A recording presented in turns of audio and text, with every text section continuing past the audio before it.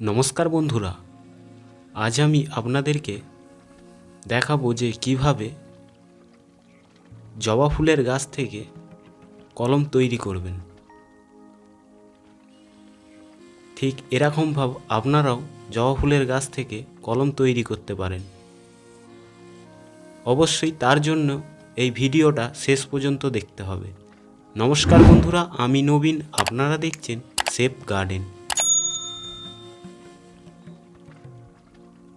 এখানে আমি একটি জবা গাছ বেছে নিয়েছি কলম করার জন্য। আপনারাও অবশ্যই যে জবা গাছটিতে কলম করবেন সেই গাছটি যেন একটু ভালো ধরনের হয়, বড় সাইজের। ছোট গাছে কলম বাঁধা খুবই কঠিন হয়ে যায়, কেননা গাছটা খুবই ছোট হয়। তাই এখানে আমি একটি বড় সাইজের গাছ নিয়েছি। এখানে আমি মাটি নিয়েছি, এর সাথে কিছু গোবর সার মিক্স করা আছে। আপনারাও মাটির সাথে যদি একটু বেশি পরিমাণ গোবর সার দিতে পারেন খুব ভালো হয়। আর এটা আমি কাটিং পাউডার নিয়েছি, যেটাকে রুট হরমোনও বলা হয়। আর একটি খুবই ধারালো ছুরি লাগবে। আপনারা ব্লেড দিয়েও করতে পারেন, ব্লেড দিয়ে করতে একটু অসুবিধা হয়, তাই সেই কারণে আমি একটি ভালো ধারালো ছুরি নিয়েছি।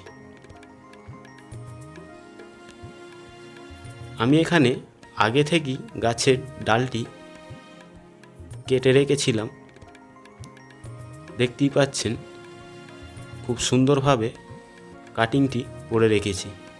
আপনারাও এরমভাবে খুব সুন্দরভাবে কাটিং করে নেবেন।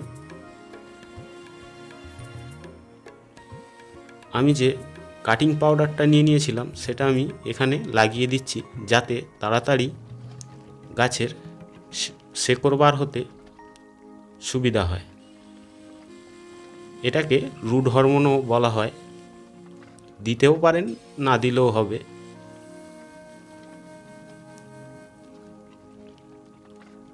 চেষ্টা করবেন এই কলম বাঁধার ক্ষেত্রে এটা বর্ষাকালে করলে খুব ভালো হয়। আমি এটা গরমের সিজনে, রোদের সিজনে করছি আপনাদেরকে দেখানোর জন্য। অবশ্যই আপনারা চেষ্টা করবেন বর্ষাকালে করার। বর্ষাকালে করলে কি হয়, জল দিতে লাগে না, নয়তো যে কাদাটা দেওয়া হবে এটা শুকিয়ে গেলে শেকড় বার আর হবে না। এখানে দেখতেই পাচ্ছেন যে আমি পরের ভিডিওটাতে দেখিয়েছি যে কিভাবে কাটিংটা কেটে নিয়ে লাগাবেন। আমার এখানে দেখতেই পাচ্ছেন যে শেকড় বার হয়ে গেছে।